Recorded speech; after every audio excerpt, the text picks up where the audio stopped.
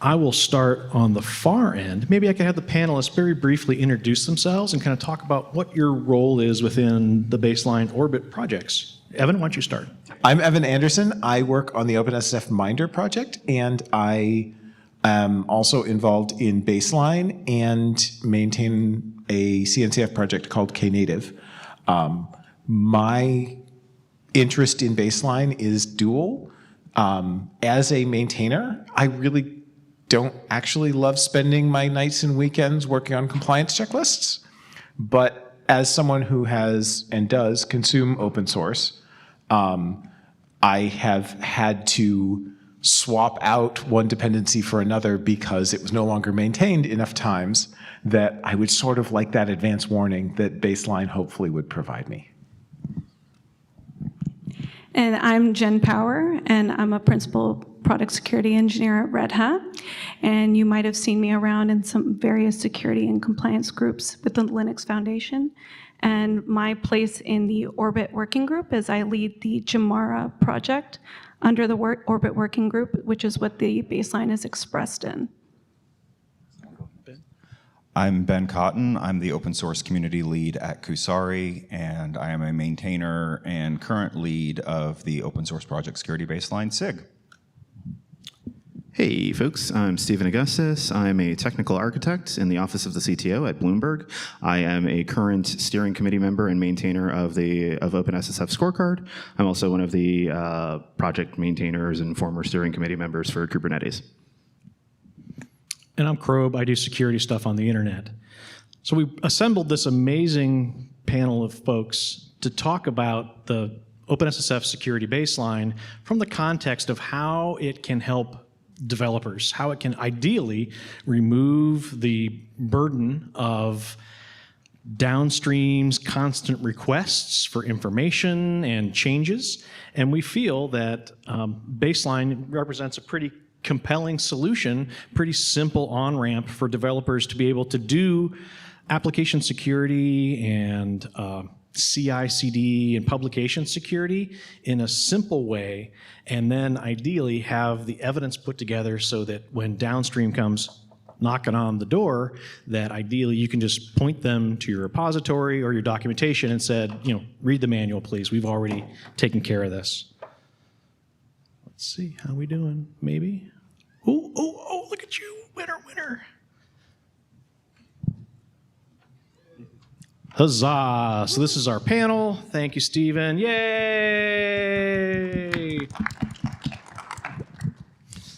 So before our release like a month ago, the Baseline used to have 40 requirements over 8 areas. The group's been working for quite some time, and I believe we've added 10 to 15 more, I think. Not quite that many. Not quite? We added some more. 6 or 8. Okay, so there's under 50 requirements, and they're in 8 different areas of security or management of your project and your infrastructure that supports your project.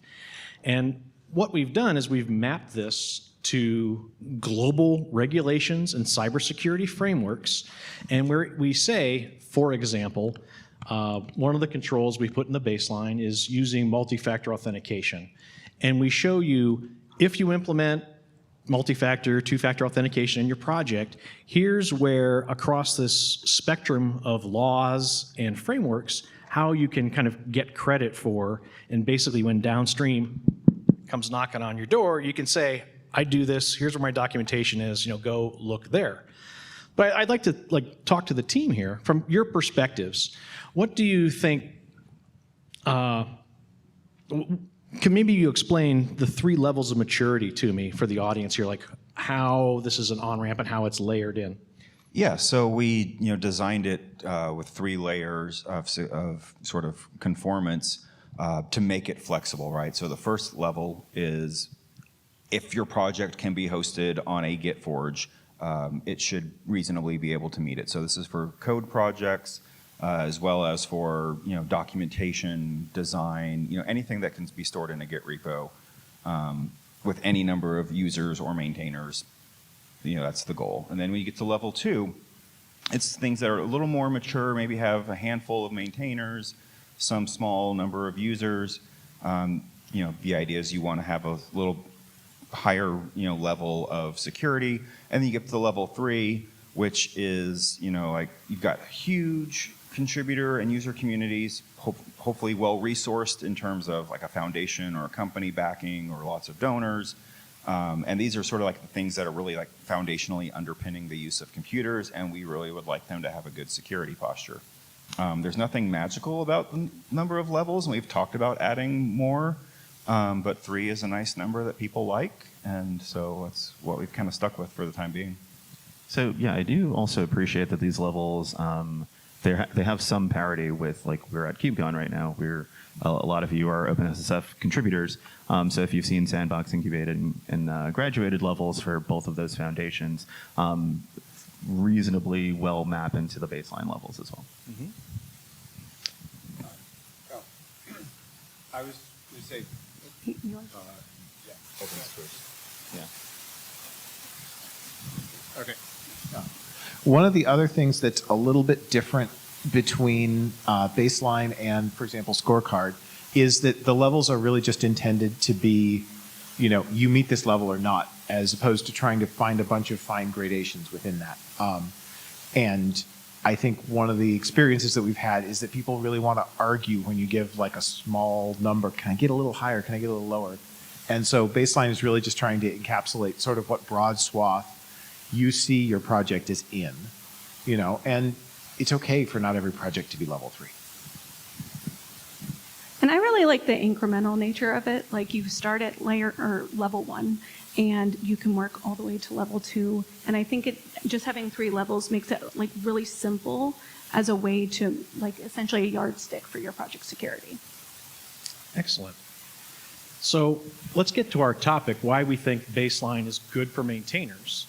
And what we state, and I feel we've earned that through a couple maintainers going through the process, is baseline provides some direct, actionable advice that helps maintainers understand these are the types of things that downstream desires, or these are the types of things global regulators are going to come ask, hopefully not you, hopefully the manufacturers that embed your projects in their products. But basically, there's a series of questions and things that people are going to be looking for. So let me ask the panel here, from your perspective, out of the under 50 controls, is there a simple baseline control from your perspective that you think really has an outsized impact, based off of the amount of work and the kind of benefits that might provide? I think I have one. I really think like multi-factor authentication has to be one of those, because it's super easy to configure, and sometimes you don't even have to configure it. You just get it with the platform you're hosting your source code on. So I think, and the protection it provides, just knowing who you think you're interfacing with in their account is exactly who you're interfacing with. And maybe could you expand a little bit about why it's important to kind of establish that identity and validate it throughout the CI pipeline? Right. I think like it's the root of trust there. Like, if you don't have that, it weakens all of the other controls. So yeah, I do appreciate that the baseline in general encourages you to do things you were probably already supposed to be doing, right? So, so some of the controls around documentation and governance, right? How many maintainers does my project have? Who do we reach out to for support? Like, things that you probably should have put in the repo anyway. Being able to have that kind of like create a culture of just better hygiene around the project, I think is super important. Excellent. Any other thoughts? I pulled out a couple from my talk earlier on level 1, and I'm going to call out 2. One that's the high calorie type of thing you have, and the other is one of the great controls that is in there because it's so obvious, but I bet a bunch of people have missed it. So the high calorie one is that you need to configure your version control system to not capture secrets and credentials, which is a level 1 requirement, and git ignore to keep those out is sufficient. You can also turn on something like GitHub Advanced Security, but the other one that is, yes, you should be doing this, is you should have branch protection set up to prevent deletion of your main branch. Yeah, for me, I'm going to pick one that y'all are going to pick on me for a little bit, I think. But Is it legal? No, it's not the legal one, but we can have a whole discussion about that. I think the requirement at level 2 to have a dependency selection policy, that's an area where we could definitely improve the guidance we give to maintainers on what does that look like, because there aren't a lot of them out in the wild. But just write down something that says, hey, we're going to stop and think for a minute. Do we need to add this dependency? Or we're going to go look quickly. Does it look like it's maintained? Like that kind of things. How many news articles have come out like in the past year about dependency attacks through like NPM or things like that? By making sure you're choosing and managing your dependencies well, you eliminate a whole class of security risks in one fell swoop. Well, and speaking about eliminating things, one thing that we feel strongly about is that projects that use the baseline and then downstream manufacturers that use the baseline as kind of a due diligence criteria, ideally is going to help reduce the noise for upstream. Anyone here hear of Daniel Stenberg from the Curl project? He has some strong feelings and writes quite a lot about how downstream is constantly asking him for things. And there's a new law on the horizon in Europe called the Cyber Resilience Act. And that law requires manufacturers to create a substantial amount of documentation. Now, from Daniel, he's kind of a special case. Normally, upstream maintainers are excluded, but he also sells his services for money. So he's a little bit of an anomaly. But broadly, why do we think the baseline would help upstream as downstream that has these kind of really strict legal requirements as they start to seek more information? How do we think baseline can help them? Well, right now, the most correct response to those kinds of requests of, hey, fill out our vendor form is go pound sand, which is a totally valid thing for an open source maintainer to tell a company. Daniel likes to say, come back with a purchase order, and then I'll figure out your response, which is also a good one. Yep.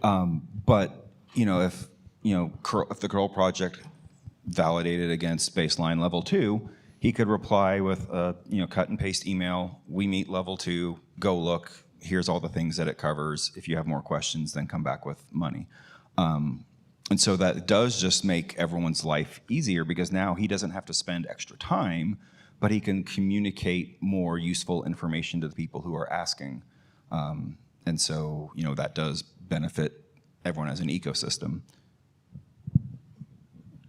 Well, I think the guideline mappings on the baseline also help there, because a lot of what's driving these vendor assessments is the vendor's own regulatory obligations. So if you have those mappings and you say, yes, I meet baseline 1, 2, or 3, they can easily extrapolate what external global regulations they can meet with that information.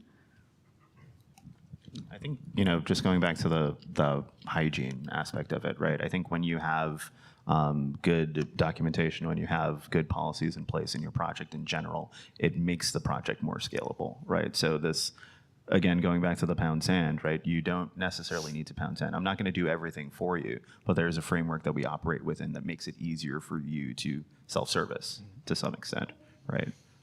Well, and also the flip side of it is the baseline is a checklist for manufacturers. These are the types of things that you need to be compliant with. It's also a really great list of things that you potentially could go donate and participate upstream, correct? That was actually going to be my slightly spicy take here, which is I'm okay if Daniel wants to say, we're baseline level 3, but if you want the proof, here's a smaller PO that you can send, and I won't fill out your form, but I'll send you a copy of what we've got. Or, if you're a contributor to curl, maybe you get it for free because you're putting your labor in. But, if it's compliance related, I don't see a problem with companies saying, yeah, we do this, but if you want access, you have to support us in some way. And I do think, to Krob's point, that's something that I've seen a lot of open source projects where they say, we're open to help, please help us. But there's not always a clear knowledge for people who want to help of what kind of help will you accept? What do you need done? And if it's we'd like to achieve level 2 of baseline, here are the things we don't have done yet, then boom, that's easy pickings for somebody who wants to, come in and make a contribution. And ideally, you capture them as ongoing contributors to your community. So let's talk about the global alignment and compliance. The baseline currently maps to things like the EU Cyber Resilience Act, their DORA Banking Act, NIST 2, which is a hyperscaler cloud thing, but it also maps to things like the NIST Secure Software Development Framework. So looking at how the baseline controls are written and how the documentation is there, and then we also have a compliance crosswalk where we show you how all these things line up. How does the crosswalk and all these mappings help projects avoid duplicative work? I'll take that one. So I think that just means that you can use your conformance to the OSPS baseline as evidence of all of these regulations. So you don't have to go and understand all of these regulations. And something I like about the baseline is it makes sense to me as a developer. I read it and I know exactly what I'm reading. I understand branch protections. Cool, I'll go put that in place. And now I have evidence for all of these different global regulations. Yeah, I think just the cognitive load of having to read through all those things and figure out that, oh, these 5 things are all asking for me to do one thing. Crobe has done a lot of the work for you in building those mappings. And so, to Evan's point at the beginning, developers and open source contributors don't want to spend their weekends reading security and compliance policies and coming up with ways to meet global frameworks. So we've just done the homework for you. Yeah, I think it's also the 20,000 meetings that you're doing internally. Once you finally realize, they're like, oh wait, this is important, and they're like, hey, you work on open source, right? They're like, hey, you're gonna be part of these meetings now. I think having the compliance crosswalk as well kind of empowers us from the developer perspective, who are working on various components of Orbit, to say, I don't need to work on that because I know that it's taken care of in some other component of kind of our entire working group, right? So. Now, broadly, laws like the CRA have excluded upstream open source developers, asterisk. There's some carve-outs, but broadly, 90% of open source maintainers are not compelled to be compliant to the law, and they focus that, rightly so, on the manufacturers that are selling products to customers for money that will embed the components that many of you potentially collaborate on and donate your time to.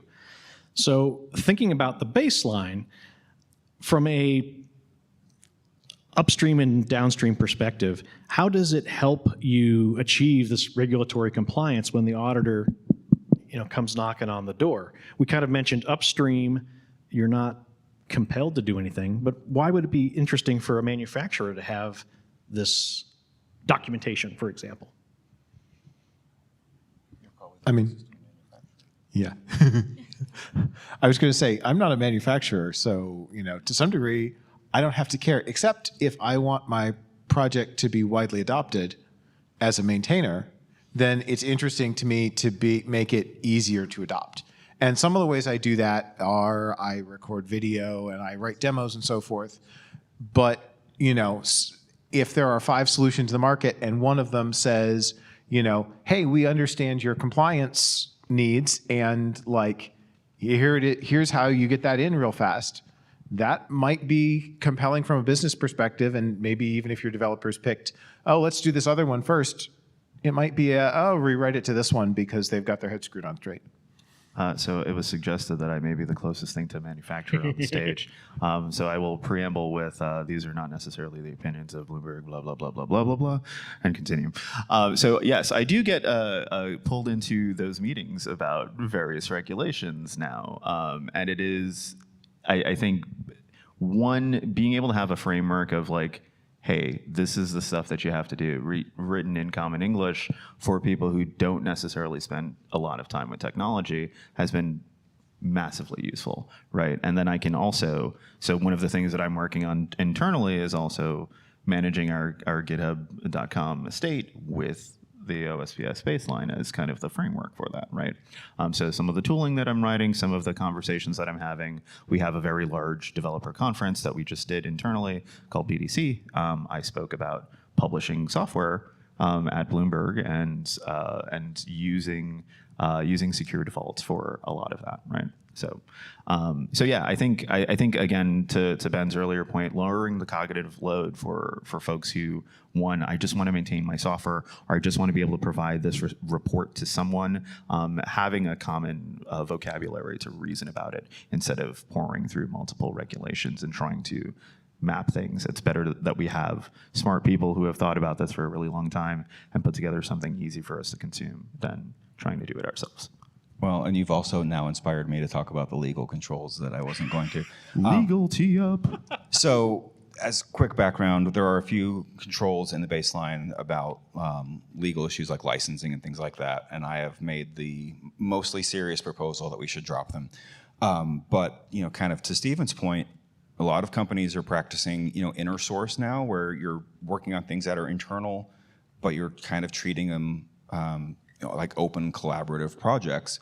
And for, with the exception of, you must have an OSI approved license, basically everything else in baseline could be just as equally applied to proprietary or just internal projects, and it's still really good security practices to follow, even if you're not planning on releasing the code publicly.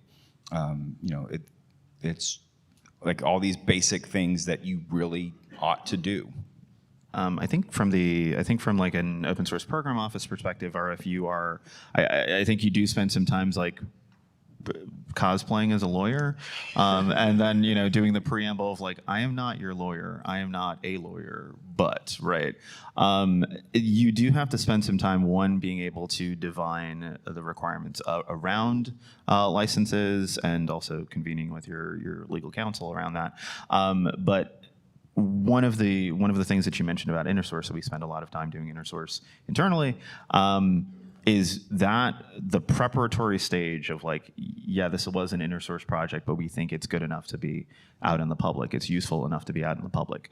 The burden of going through all of the getting it ready for prime time, that falls on me. I'm the single technical architect. I'm the one who pushes the button to get that out of the door. If we were using a common framework internally across the board, right, it makes it a lot easier to just say, I click the button and it's live, because I know it conforms. An easy button, so to speak. Oh. So let's take a couple of moments and think ahead about where we are going with the baseline. How do you feel baseline could be seen as a passport, so to speak, for projects that are interested in getting embedded into commercial activities? How can it help them getting into these regulated industries? I think like from adoption perspective, the more projects that adopt it and the more tools we have that support it and the more manufacturers that look to it as a source of truth for how we do security in open source projects, that it'll only just make it more valuable, and that's how it becomes a passport, is just scaling, sheer scaling.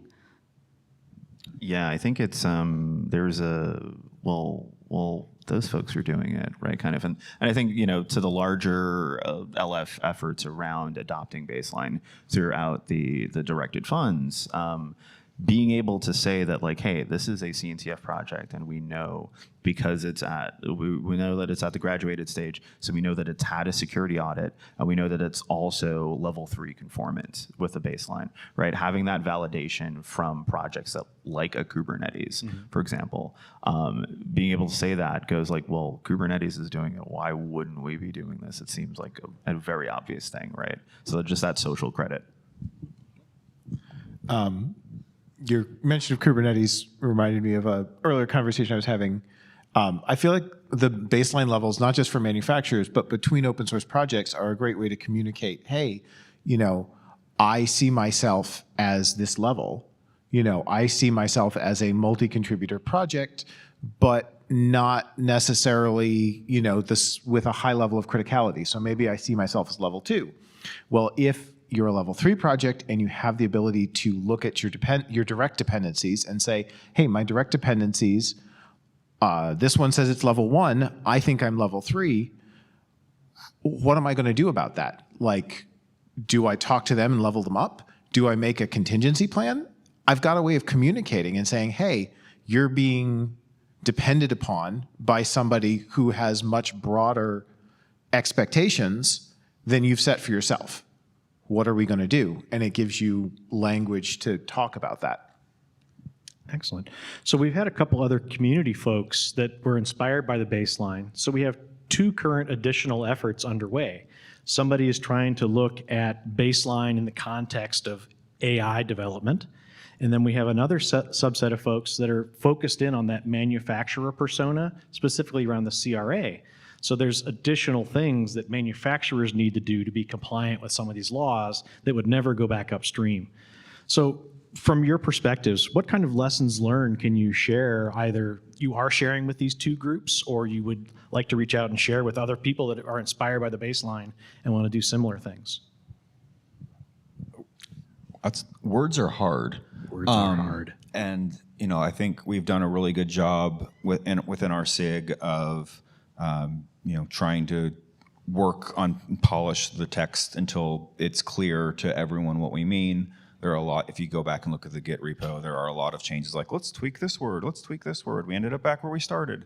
But then also like just getting feedback from people, whether or not they are, sort of experts. Like some of the best feedback we had early on was from a friend of mine who is a DevOps guy, not a security expert. And he said, I don't think I can meet this because of this. I'm like, well, that's not what we meant at all. So like, let's fix that. So just getting that feedback from the people that you want to be using it, and like find out what doesn't make sense to them, because it's probably not as clear as you thought it was.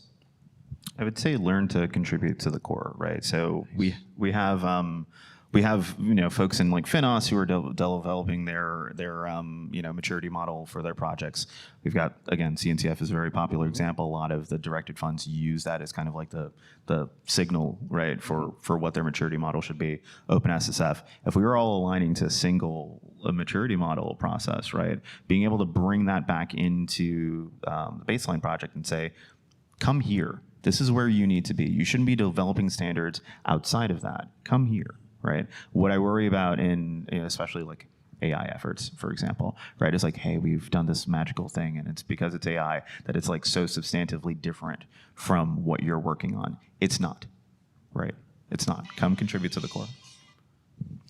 And even when you think about it from the spec perspective, like the baseline is expressed in Jamara, and having everyone expressing their controls and their control life cycles in that as well, and refining like how we complete these compliance and governance activities would also be super helpful. Can you quickly tell us what Jamara is? I would love to tell you what Jamara is. So, 15 seconds. oh, okay.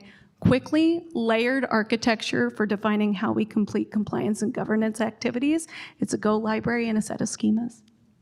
Last word, Evan? Oh, well, I was just going to say that I feel like one of the big lessons that Baseline learned that I would repeat is the focus on defining the controls that need to be in place without defining the mechanisms you use to implement those controls. And so, whether you are Kubernetes and you're using a lot of Prow, or whether you are a new project that's using a lot of GitHub Actions, or whether you're using BuildKite or something else, you need to do these things. We don't care how, as long as you do get these controls in place. So if you're curious about the baseline project, any of the Orbit tools, or compliance in general, feel free to reach out to any of us, and I would welcome you all to thank our panelists. Excellent session, folks. Thank you. Thank you, group.